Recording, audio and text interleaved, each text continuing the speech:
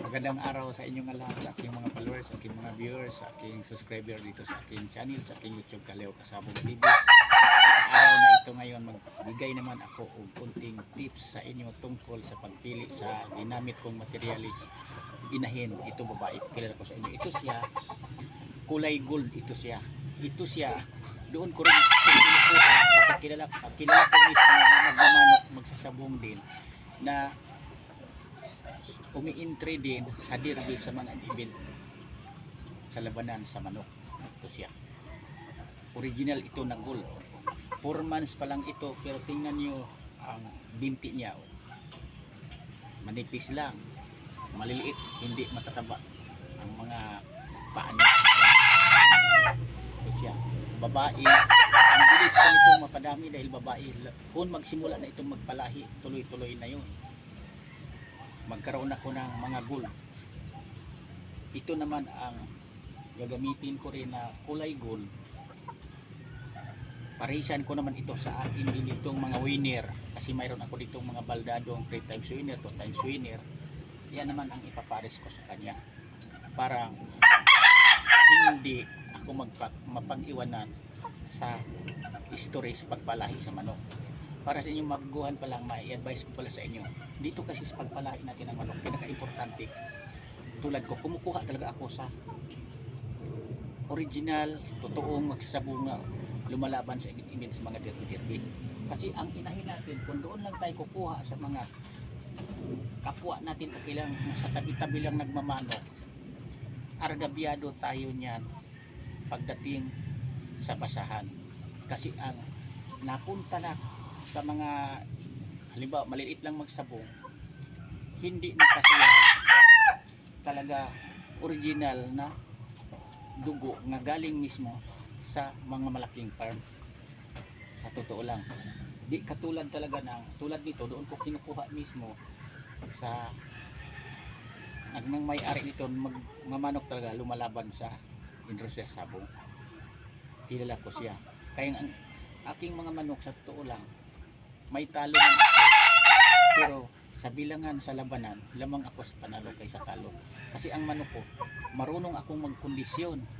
Kasi sinabi ko naman sa inyo, nagseminar ako dati. Bukod sa pagseminar ko, may natutunan na talaga ako sa aking mga hinuno, sa aking mga tiyuhin, sa aking papa doon sa Negros, dahil angkan talaga ko, pamilya talaga ako ng mga sabungero din. Yung kaalaman ko na yun, nadagdagan na lang noong nagseminar ako. Kaya ako, mayroon akong natutunan sa unang mga magsasabog sa aking mga hinuno na tinuturo nila sa akin sa pagkondisyon, pag-alaga ng manok. Nadagdagan ko pa yun noong nagseminar ako.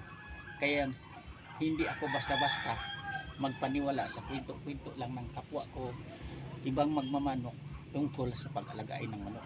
Kasi dito sa pag-alaga ng manok, kailangan nito marunong talaga tayo.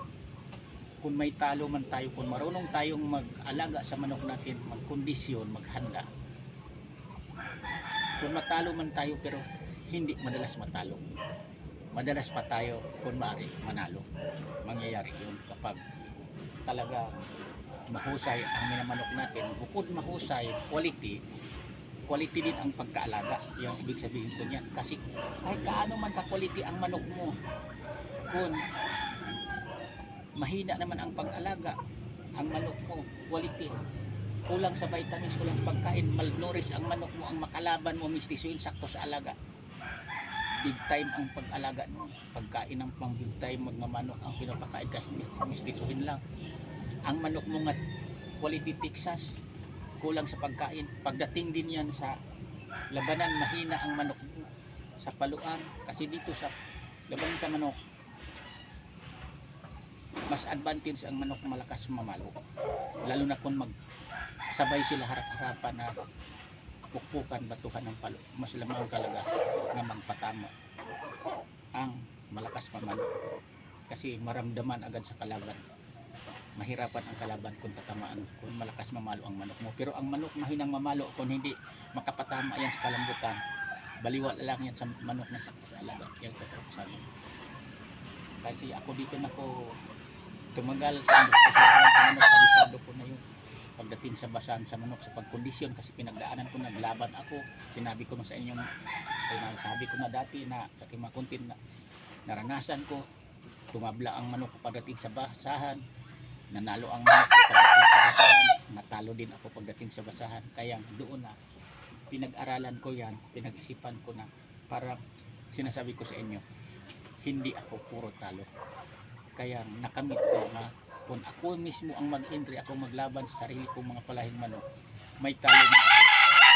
Siyempre sabong yan, natatalo din ako, pero lamang sa panalo kaysa aking manok sa bilangan sa kwintada sa labanan kung ilang laban.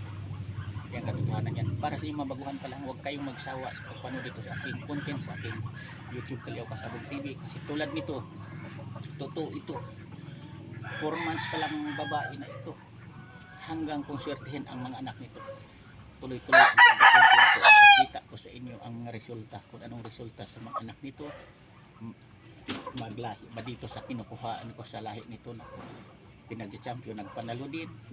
Kasi di natin masasabi, sa totoo lang, mayroon na kumukuha tayo linyada, kasi ito babae, mayroon din talagang ang mga anak hindi magmana sa lahat na mananalo.